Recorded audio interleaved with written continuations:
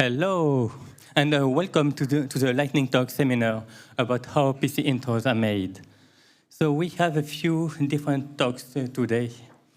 So we are going to talk about first how to make 4K executable graphics with the making of a nice image that was presented last year.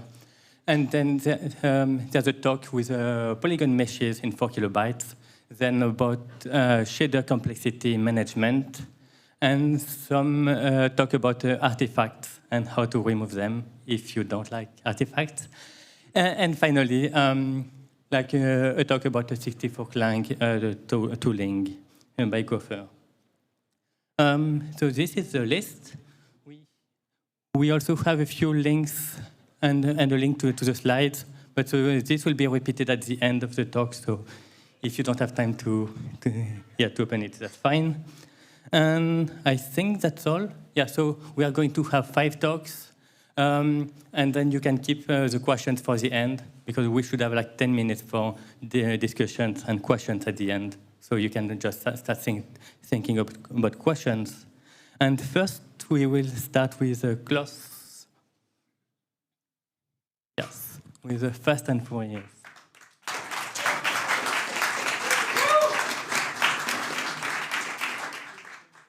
Ready? Thank you for having me. So I'll show a bit of the process of the 4K graphics I do with the cars. And first of all, I used to do the intros first in the demo scene, but then later on, for the reasons, I moved to the 4K graphics. And the graphics that broke me into that area was the Fast and Furious.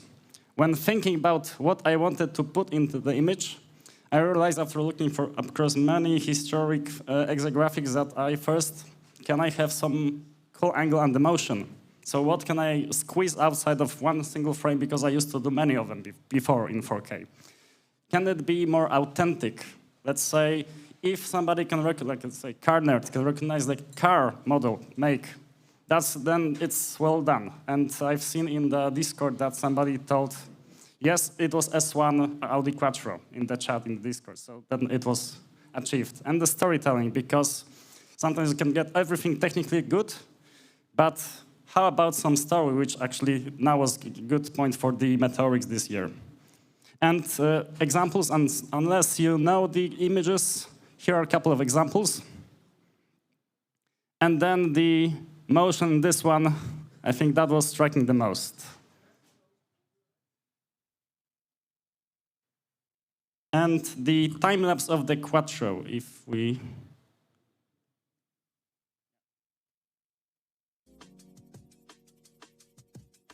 So it started all with blockout. I tried to get it going. Then I was analyzing how the Quattro front grille looks like. I started assembling the scene. I thought I'm done, but no. I started modeling again. It was 4 times I reapproached the Quattro, upgraded the lighting, and then this was the final assembly for the revision last year. And meanwhile, to get this very authentic and matching the details, I developed the editor for the modeling to preview the SDF exactly and look around and so on. For the build system, because I was fed up with Visual Studio templates, because I sometimes wanted to have one command that runs the build. I have a couple of executables. I can generate the image to preview. I can generate the zip for me. I built a build system for it. So I have Python script that runs it and outputs me the zip that is ready to submit after some inspection. And this, I open source this today. So it's on GitHub on that link. You can see how it works. You can try. It's as it is. The good thing about this, I haven't touched that since 3 years. I made it 5 years ago. Since 3 years, it just works. It's a bit of patchy, but I haven't done that much changes in there. And when we build, we get some file size information feedback, what was built, was it built okay, and the zip that is ready to submit. And that, and the config. So I like Bazel. I want a declarative config so I can see what I assemble. So that would be the release with Crinkler and so on. Maybe samples, anything else that I would like to have there, let's say copy to release. And then debug that I can also derive, for example, for dumping the frame. I just copy the same params and I can put that and run it before I do just build, make me these targets. I get the binaries, I get the zip, then I'm happy, especially if I have to iterate very fast. And that's from me, thank you.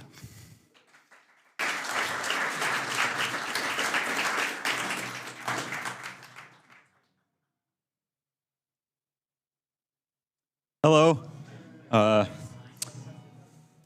Ray marching is very popular in 4 kilobyte size. I wanted to try something else, which is working with meshes.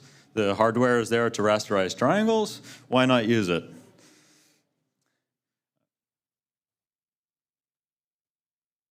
The popular programming paradigm is something like, what if you can fit a whole scene in one fragment shader? So I thought, what if you can fit a whole scene in one vertex shader? There aren't many examples of intros that have done this that I could think of. One that probably everyone knows is Elevated.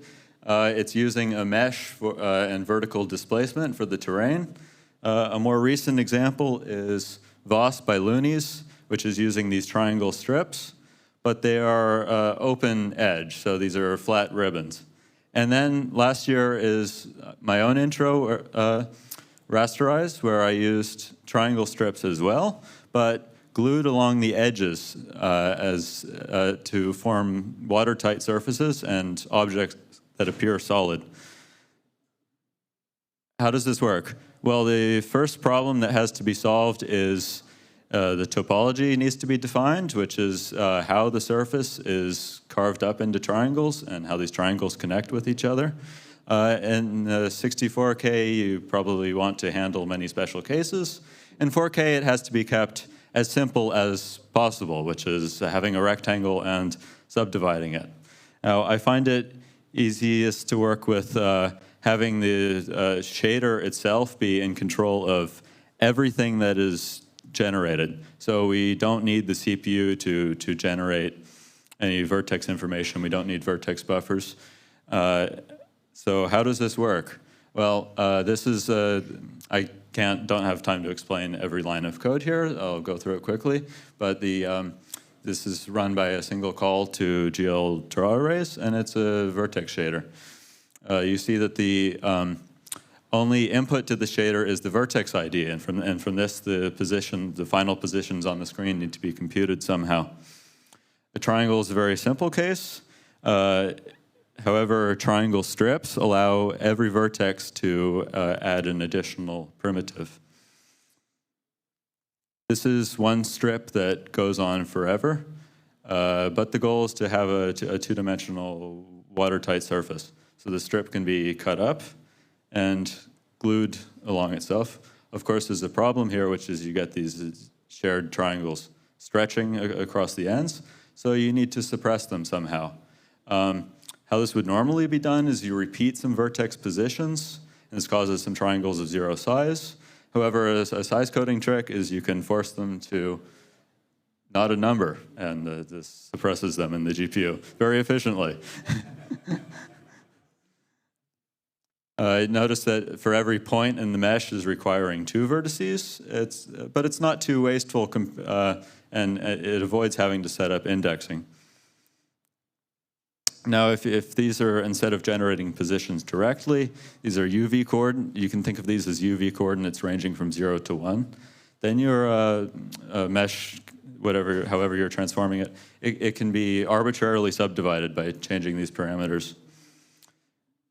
What about 3D? Well, you can have some rotations. You probably want something like a lookout matrix, but perspective, of course. You don't need a full projection matrix or ZFAR. You can. It's really. It can be very simple. It's just that. Now, a subdivided rectangle, it can do some things. You can use it for height map terrain like Elevated does. But what I find more versatile is a cylinder. So one UV coordinate is the vertical and the other is the angle around. This is some simple shading based on per face normals. What about closing the ends? Well, you add some edge loops vertically and fold inwards.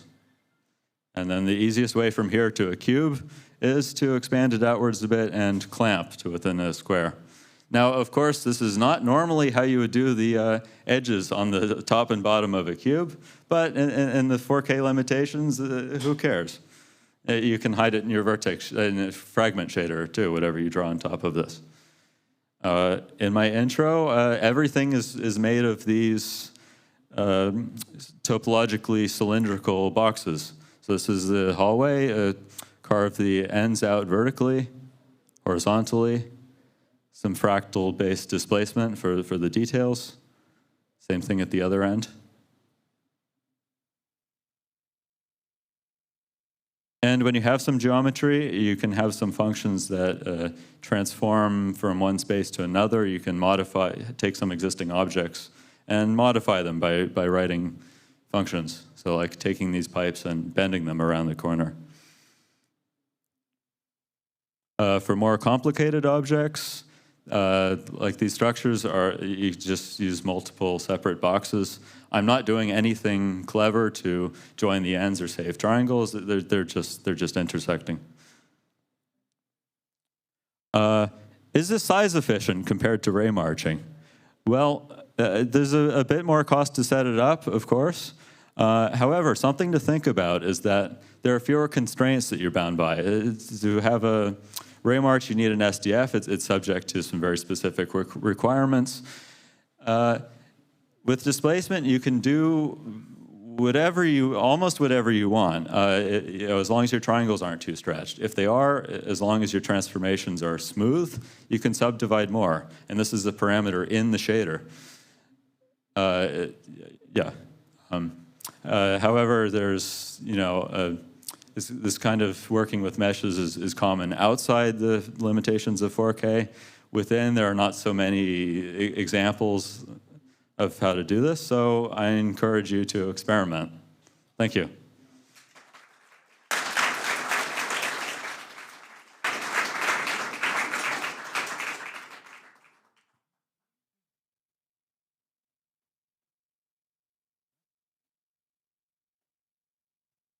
Okay, hello.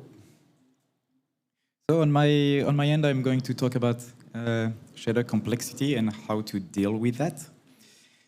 And more specifically, the starting idea essentially is how can I share code between multiple shaders because the context is 64K intro. I don't know if that's relevant for people doing smaller stuff, but so when you have a 64K intro, say, you likely have a couple of scenes, maybe a bunch of objects in that scene, bunch of shader effects. In the end, one 64K probably doesn't have that many shaders. It's probably manageable. But if you're doing 64K, it's likely that you have a 64K engine that you want to reuse for multiple intros. And you don't want all your intros to look the same. You want to be able to experiment and do new things like, hey, what if I added this new fancy feature ID to the shader from last time? What if I passed the data in a different way or things like that? And because it's size coding, maybe you have a minification tool and you likely have a compression tool. And both of those affect what you can do and how you can do it. Here's a typical shader. You have a bunch of inputs, bunch of outputs. You compute the coordinates of the thing you're going to compute. You compute the properties at those coordinates. And then you integrate the contribution of the different light, and you output something. The premise each of those things can have variance. The inputs and the outputs. Maybe your input comes from a vertex, maybe it comes from a texture, a procedural function, or something else. And maybe you return one thing, maybe you return multiple things. Maybe you have features in some cases and not in other cases. And even the render path might be different. Like, for example, if I have an object, I don't want to write a different shader depending on whether I'm displaying this object or rendering it to the gbuffer or to a shadow map or something. I don't have a magic solution to that, but I had enough of having like multiple shaders that look like copy-pasting the same thing with like slight difference in our code base. So I started looking at how to improve the situation. And I have three simple ideas to share with you. Like the first one is how can we share the code, how we abstract inputs and outputs, and something to have feature toggles. First thing, if you're using OpenGL, one way you can use to share code between them is abusing the way OpenGL shader compilation works. Because the way OpenGL works is you can compile multiple things and links them together. And I think the most common case is you just compile one shader and compile it and link it, and that's it. But you can actually put multiple of those. And then if you have a shader that serves as a library, then you can share it across multiple shaders, and that works. That's what we did originally, but I don't really recommend doing that, however. I found that it's tedious because you have to manage essentially the build dependencies. And if you have a tool for minification, then it's going to be difficult to pass the information for that tool so it can do like good renaming. So just to illustrate, this is how that would work. You know, this is like how you do a shader in OpenGL. You create a program, you create a shader, compile it, link the whole thing. And the part in the middle here, this one, well, you can do multiple of those, and that's how you would use a library or something. But an alternative is to use something like include. So GLSL doesn't have an include directive. So you would have to write that yourself. You would have to do some kind of pre-processing before compiling your shader. But once you have that, that's a well-known workflow, so you can continue like that. One issue is that if you have a same shader, a same file that you include in multiple shaders, and you minify that, you want the minification tool to do the same renaming. My solution to that is to send feature requests to shader minifier. And this is also working under the assumption that if you have redundant code in your intro, that the compression tool is going to work well with that. The assumption has to be tested, but it seems to work well for us.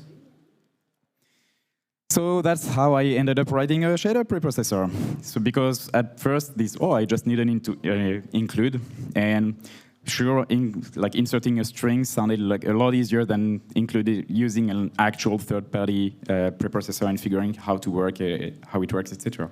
But then we hit the first problem, that you end up with dead code that was not removed by shader minifier. That was at the time. This was added later on, but at the time, dead code was still there. So I figured, well, we can use macros to remove that code. And at that point, that still felt like something easier than using a third-party tool. So did a quick and dirty hack to remove those. But then when you have things like that, you start adding more features, and you're going more and more for a sort of a shader template, and you need more function than you start using, and et cetera, et cetera. And at this point, I guess we're only shy of a couple of features from a full-featured preprocessor. But yeah, now we have it, and I'm actually happy that we have it. It's convenient. And if some of you think that could be useful to them, let me know. I could open source it or something, even though it's absolutely ugly. Second point, abstracting inputs and outputs, which I think itself has two parts. One part is keeping the CPU code and the shader code in sync for the bindings, and the other point is having the rest of the shader code agnostic to those inputs. So for the bindings, I see 3 options. You can do those manually, which is still what we do, unfortunately. You can have the shader have some authority, so the shader says, I need this, and then you have to parse it and figure the bindings automatically. Or you can have the CPU code have authority. So I say, I want to use this shader, and I don't care, I just want to plug this texture into it and generate the binding on the fly, which is more what I'm leaning toward.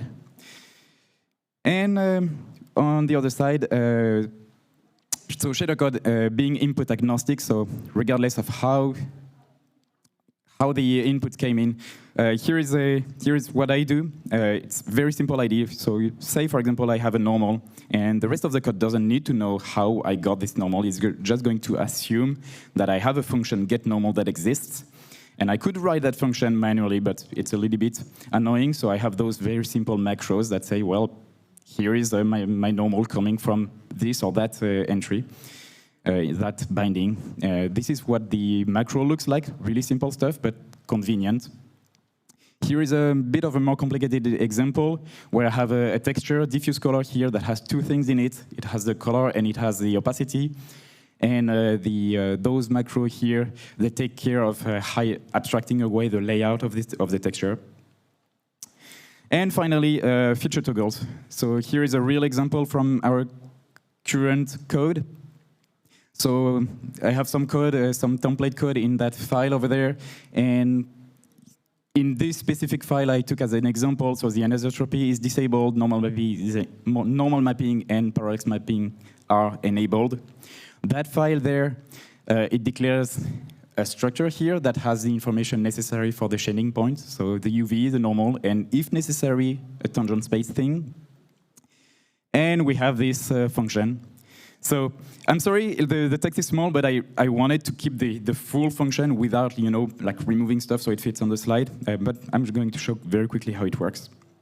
So the goal of that function is to compute the structure we saw before, so the information necessary for the current shading point. So first, we have a local reference frame, the geometric normal, and if we need it, the tangent by tangent and the transformation matrix. In yellow, the same function as I mentioned about before, which are generated by the macro. Like I don't care where it's coming from, I assume it exists. Then we compute the UV, so if we have parallax mapping, we compute that, otherwise it's just the input UVs. With the UV, we can compute the shading normal with the normal mapping. And finally, we have the anisotropy, which orient the tangent and bitangent vector and store it for future use. Here's the full code, handling all 3 feature toggles in one clean function with no side effect. After pre-processing, this is what I get. So all the disabled code is gone, and I can increase the size for your convenience. This particular shader, as you saw earlier, doesn't have anisotropy, so all the anisotropy code is gone. The comments you're seeing, they come from the preprocessor for debugging purposes. After minification, this is the result. So this is the actual minified thing that I copy-pasted from the transient files. So all the declarations are there. The helper functions have all been inlined. The only function that remains is the parallax mapping function, the yellow one, which makes sense because it's an actual big function. You can see the struct. When I did this slide, the shader minifier did not rename the struct yet, so that's why it's there in full, but it's been added since. And finally, to conclude, or maybe for future work, there is an obvious question, so essentially what I'm presenting is a shader template, and the question is, okay, but then you're going to have multiple copies of variants of the same shader. Isn't that counterproductive? Say, maybe, can we do better? Probably. The way I see it, there are things we want to disable at compile time. One reason is, well, the code we never use, we don't want to have it in the binary. But there is also stuff that the GLSL syntax, you have no way around it. You have to do it at compile time. Then there are stuff that you want to do at runtime. Like one thing I'm thinking of is LODs or light types or stuff like that.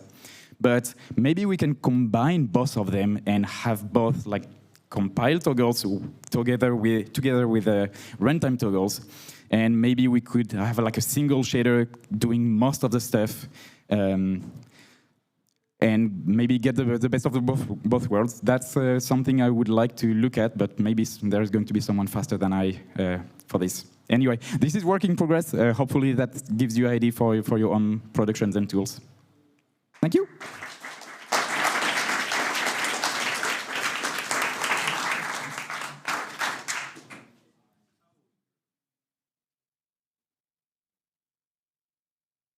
Hello, everyone. I'm Pro of Nuance.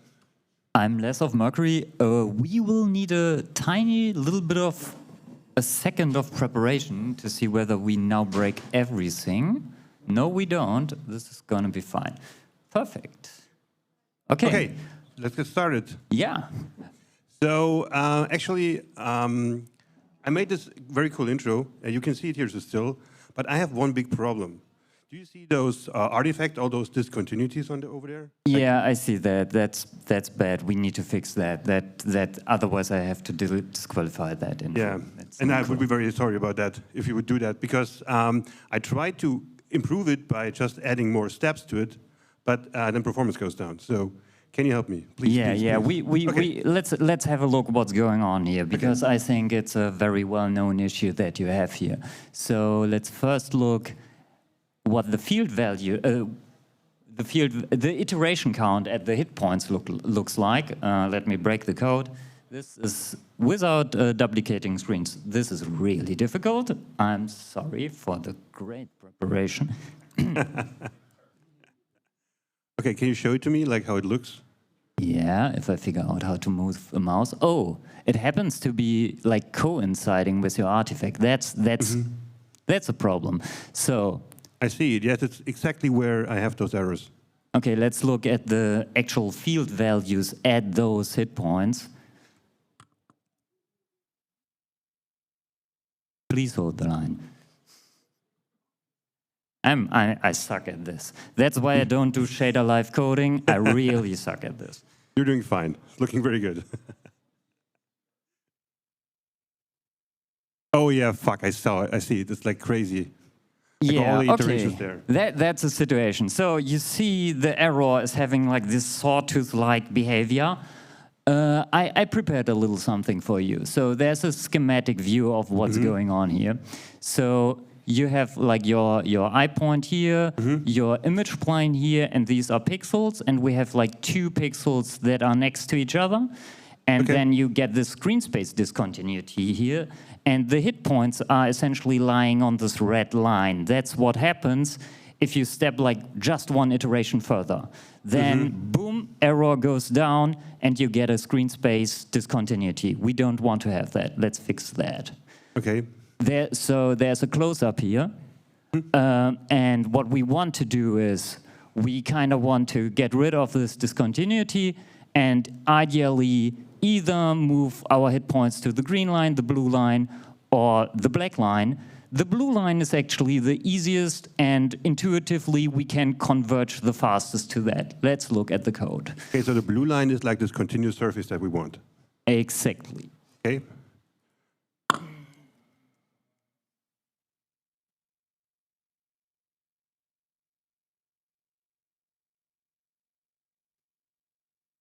Oh, that looks very good. That's actually pretty nice. So we have like these 3 lines of code here that are all it takes to get rid of this artifact. And all what it's doing is we sample the current point in the distance function and measure the delta to the error that we want to achieve. And then we kind of pull it towards that a little bit.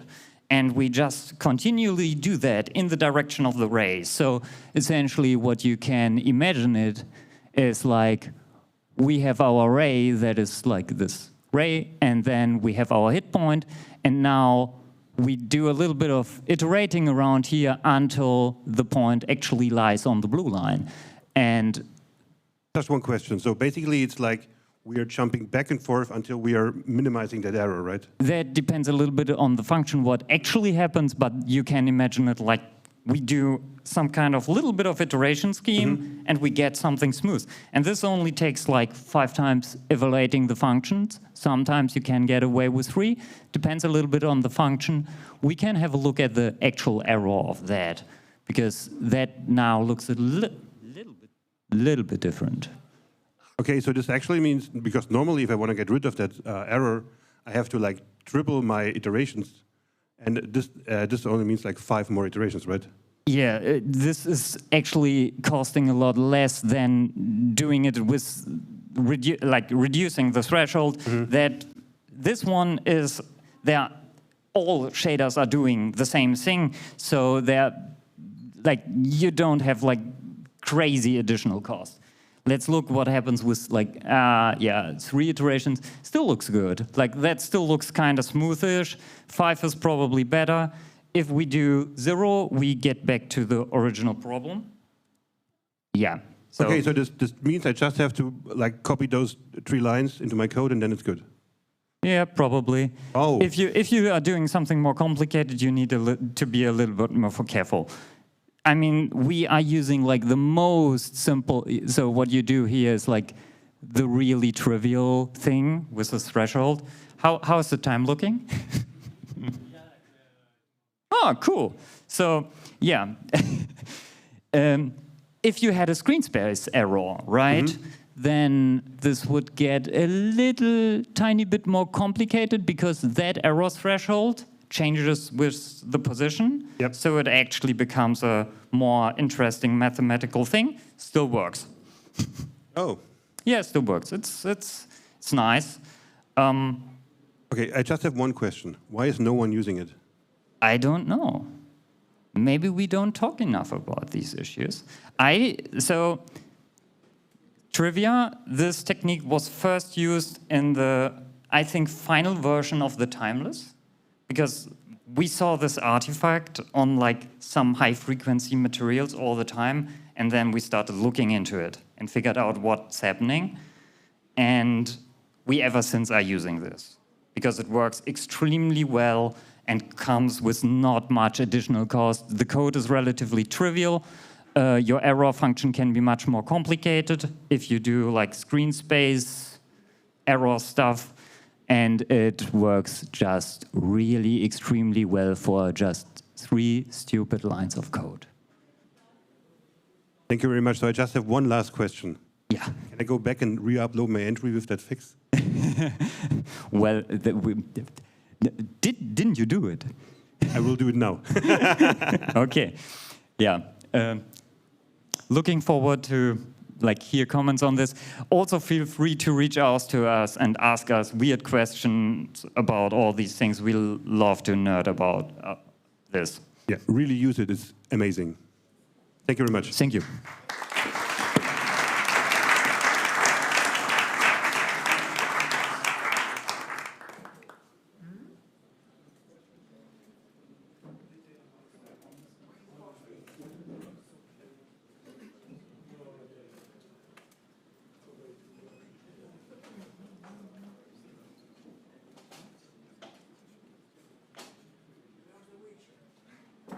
Okay, let's not have the Life of Brian scenario here. I'm not calling Jehovah, and AI is not Jehovah. Okay, so yeah, talking about this today, it's sort of a recap of a few things that I experienced over the past few weeks, and coincidentally, we always, before bigger parties, have those discussions on PUID about what or what not is allowed to enter. Is AI the demon? I don't know. So just to give you a bit of background of what this was about. 64clang is the bigger brother of 4clang, a synthesizer I wrote a long time ago, actually. And that's also why it was in desperate need for some tech revamp for a couple of years now, but I procrastinated that also for many years. The reason you can probably see just here on the screen, it's like a really weird tech stack, and it boils down to certain things didn't exist at that time, mostly ImGUI. And the best thing that I found in terms of the node graph that I needed was WPF. That required C#. That doesn't play nicely from scratch with the C++ core. So that's how you somehow ended up with this. And I'm not even claiming it can be done better, but that's how it was. And yeah, the bottom line is, it was pain. And essentially, I procrastinated because I knew doing it again, it will take me so much time for pretty much something that I don't enjoy. Just for something that maybe then runs on other platforms than Windows and is more bit than 32. So, historical jump back. The pain got worse because I had, before the current 64 Clang, I had a very first iteration, which is essentially just 4 Clang extended. All written in ASM on the core side, and the UI is even worse. It's just Win32 native dialog boxes that you can connect in a canvas. But the bottom line is the total development time was about 8 months, mostly due to the ASM core, I grant you that. But the UI and making a graph, if you don't have any fancy tools or you're doing it for the first time, yeah, that's how long it took. The next iteration, or what is currently known and released, is 64 Clang 2. The development time for that, and I don't mean like full force 40 hours per week, obviously, as we all do this as a hobby. This is like time span, not so much actual time. Yeah, and like I said, those were the requirements. Better node graph, not so dialog boxy as before. But still, the most important piece, ImGUI didn't exist yet. So I ended up with this because I didn't find any better source. And it's a rough mapping, but I'm pretty sure I spent like 80% of the whole development time on just making this like canvas work and zooming in, zoom out, whatever you want to have with a node-based tool to sort of have some decent user experience, and you want to work with it somehow. The non-fun part overweighs. That's my summary on that. So that essentially led to that scenario that I was stuck with that. I knew what I needed to do. ImGUI was existing in 2018-19 when this was publicly released, but I just didn't have any motivation to do it. Especially if you know the history, how long it took to do the other ones. So eternal procrastination is what it boils down to. And I'm pretty sure that it's not like just me. I'm pretty sure everybody sort of, whoever wrote a tool is like, I'm not proud of this part. I know exactly what I would do today. Rewriting again, oh my God, it's going to take so much time. So yeah, I knew what I needed to do. VST3 was also a new standard that was worthy an upgrade. ImGUI definitely. And yeah, getting rid of the platform restrictions and 32-bit focus at least. So back then I thought, hey, I just make it public. The community will fix it. Yeah, no, because in the end there was interest, but people just saw that like weird tech stack and were like, no, because probably 12 months for me, not worth it. And yeah. Then a couple of weeks back, I tried it for the first time on a hobby project. I mean, you probably all saw that on Twitter, X, whatever platform, like one-shot it. That's not really what happens, but technically it's very interesting to see what happens. So essentially, I didn't even do much about guiding it. I pointed it to the reference implementation in my repo. I said I want a new folder in that repo. I want to use this and that as tech stack. So ImGUI, it should be using as a backend OpenGL so that it runs on multiple platforms. Make it bit agnostic, make it work on multiple platforms like Mac and Linux, and come up with a plan. And it did that. You can actually see that plan. It's committed in that branch that is currently existing for this. And then it just worked. It didn't take very long, and again, I did not sort of fully spend my time on that. It was something on the side. That's a nice thing about AI. You sort of dispatch something, you come back later. But within a day, I had like a VST3 I could load in the DAW. In my case, mostly renoise. And it looked like it. It took the colors, it was sort of even loading the original patches, but just not displaying it. That was on purpose, because the plan was staged. So I spent another week on sort of fixing the most obvious things. The debugging experience with that, I'm not sure if that's perfect as well, but it worked quite good. Like taking screenshots of whatever looked weird and just telling like, hey, this different, I don't know, margins, different colors. If I click this, then that happens. So like a bug report, basically. Sometimes I hooked the debugger onto it and gave it a bit more insights about certain values of certain things. But again, it was always running on the side, so you can just, it's a byproduct of even your daily work. You can, whenever you have a bit of free time, specify something new, ask something new, be done with it. And yeah, as of today, there's a mostly working port of 64Clang 2 with all nodes there. The synth core itself wasn't really touched because that kind of works reliably. But it did add a few things to sort of make that porting and bit agnostic thing going. And not surprisingly, there are a couple of issues that are related to the new tech stack and also porting to VST3. But in the end, it enabled me to just spend the 2 weeks before the party to really try out a few things that I wanted to do in a long time. So a spectrum analyzer with a couple of feature requests from people over Discord or Slack, which by coincidence is text. So you just pipe the feature request into Claude and say, that is what the person wants on this particular node we're currently working at anyway. So that evolved nicely, especially the spectrum analyzer. And yeah, also another note for some actual experiments of generating sound, processing sound. And maybe coincidence, I'm not sure. But it also directly found 2 people that were volunteering to port it to ARM-based Mac and to Linux. And that didn't happen in the 8 years before that. So I wonder why. But I guess just because the technology stack was more approachable, it did compile from scratch. It was more like needing the fine-tuning. That is the reason. So just for comparison, on the left side, you see the old one. On the right side, you see the new one. In the background, there's now a grid, so that's a difference in color by intention. But all the rest is looking as good or as ugly as it did before. So it did a good job on that. Summing it up, AI, in this case Claude, did definitely the heavy lifting here. It accelerated sort of the non-enjoyable parts with all the scraping of APIs and the scaffolding that you need. I mean, frankly, obviously you can do that. If you did it once, you can redo it, but you know how long it takes. So in that case, it really is a massive boost.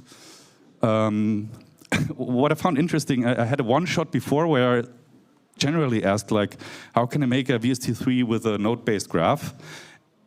Without that context enrichment of this is an existing project, it pointed me directly to the ImGUI node.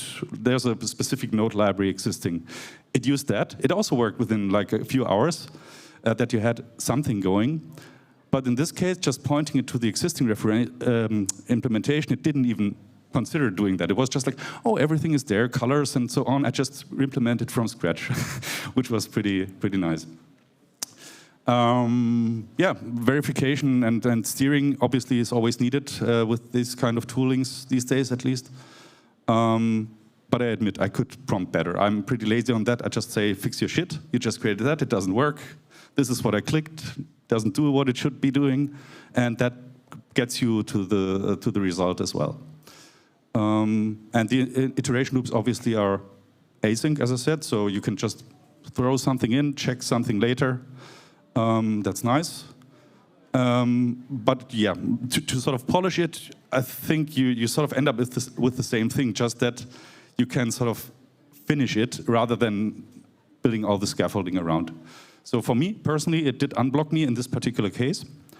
It's currently in a feature branch accessible for those interested.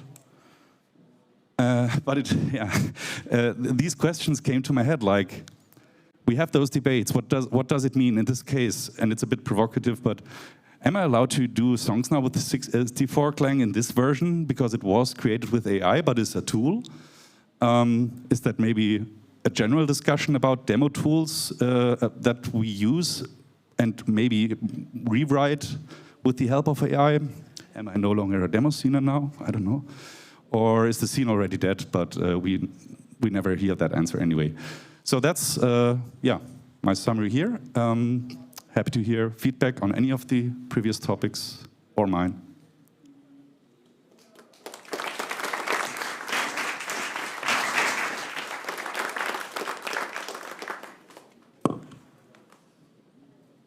Thank you. Yeah. So yeah. We have the slide again with the resources.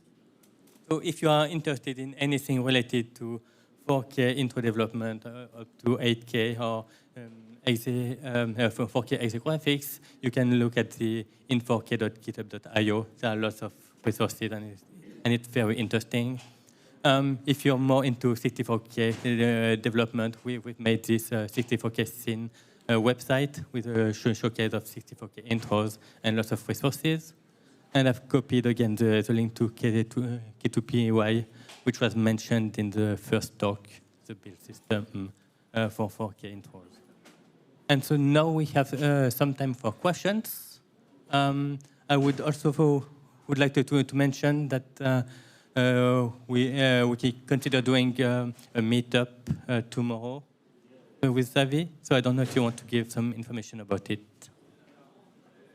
Yes, so we did that last year. It was pretty successful, and I think it seemed to be popular, so we're doing this year again. So tomorrow, lunchtime demo scene time zone, around the bonfire. I don't know exactly what we're doing yet, so people who want to participate, who are in the room, we can discuss once we're outside of the seminar, but that's it.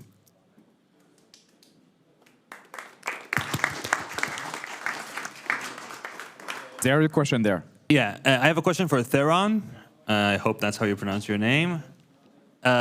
So you did the scene using a vertex shader, right, and all the geometry and stuff, but you still need a fragment shader for, lighting and stuff. So Yes. how do you get around that? Do you actually have another fragment shader with all the, Phong lighting or whatever? Yeah, so I fudged a little bit to make the explanation easier. Last year, I used a single fragment shader, writing vertex data to memory, and then reading this back with the generic vertex shader that OpenGL gives you, but this is actually very wasteful. In my current version of the framework, I'm linking a vertex shader and a fragment shader. They're sharing most of their functions. So actually, I can have a single function translating from UV coordinates into points in 3D, and I can use that for both generating the mesh and a finite difference for inside the fragment shader for the surface detail. So you used the fixed function pipeline last year? No. Oh, no, okay. No, but when you create shader program V with a fragment shader, but there has to be a vertex shader always. Yeah. It's one that, it's just, so you can use like draw arrays indirect, and it'll draw those arrays out of the vertex memory, the same one that you can also bind as a shader storage buffer and write all your vertex data into it. Okay, thank you. Yep.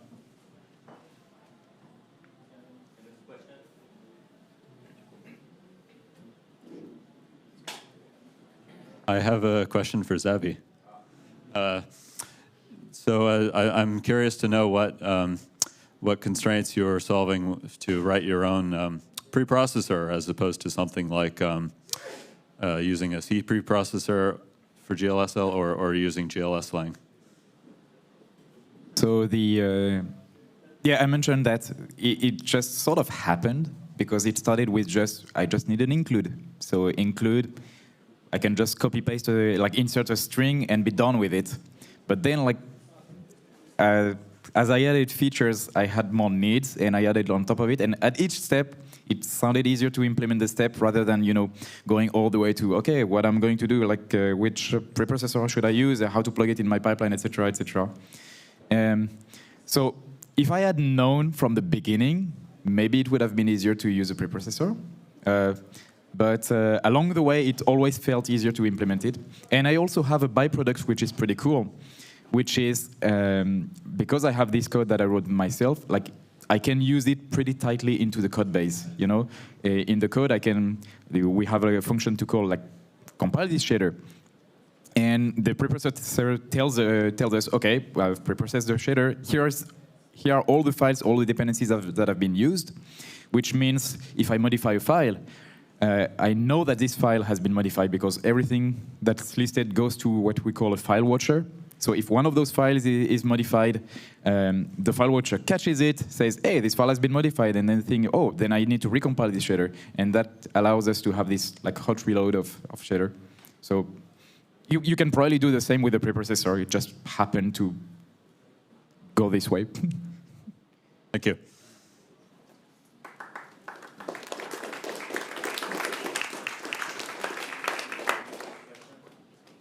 Yeah, we still have time for questions, I think. So go ahead. I have a question about the SDF.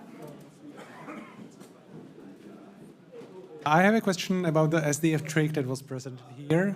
What are the modifications needed to make it work for screen space artifacts that you mentioned? For what exactly? Can you repeat again the last few words?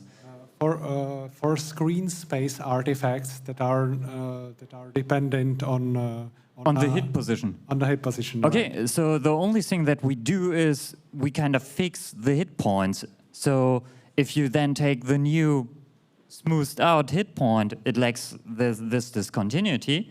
And if you then throw that into your material computations, you're good. That's essentially all there is to it. Like you do these 3 lines, that smoothes out that discontinuity. And the nice thing about that is you can do that on a per pixel level without having to look at the neighbors. That makes it so convenient to do, is you can do it like on that pixel you worry about. It doesn't need to know, like, is the neighbor like doing one more iteration? Doesn't need to know that, just works, which is why it's kind of so tempting to use it. I can only recommend it. Thank you for that.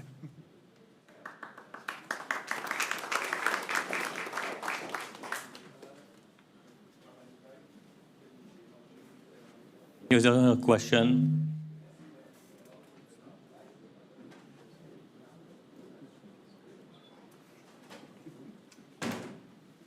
Yeah, I guess if there's time, I have a question for the 4K executable graphics car. Yeah, how did you model the car in like the actual shader? I use the basic IQ tools, so like SDF functions to combine the shapes that create the CSG. Yes. But as the shape is getting more and more complex, and I like to have it very exact as the reference I have. I've built a Raylib hybrid example. Based on that, I built an app that loads the shader, the CSG SDF shape, renders it. I can dolly around like in Blender, and I can have a couple of custom tools to just look exactly at this tiny detail and compare it even with the mesh, just to see how the proportions align, and then compare with, for example, clay render, or let's say this, like in ZBrush, we have this kind of couple of previews that help to render the shape the way that it pronounces the detail or some kind of surface features. So you can then compare with, for example, Sketchfab model and go one by one and see, okay, does it fit? Doesn't fit? What is off? What proportions need to be fixed? Okay, wow, very cool. Thank you.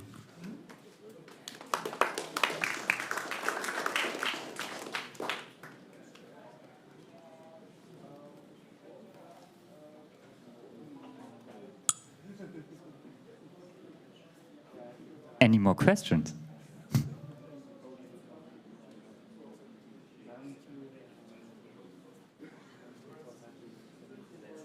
Okay, thank you everyone. I guess that's all.